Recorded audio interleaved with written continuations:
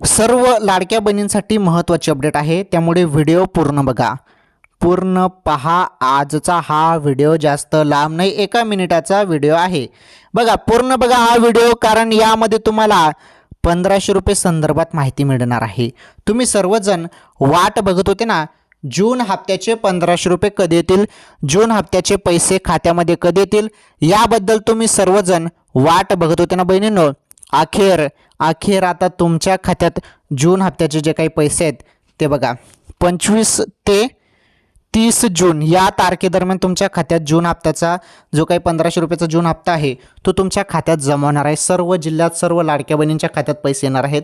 थोडी वाट बघा, जास्त नाही, थोडी वाट तुम्हाला बघायची आहे.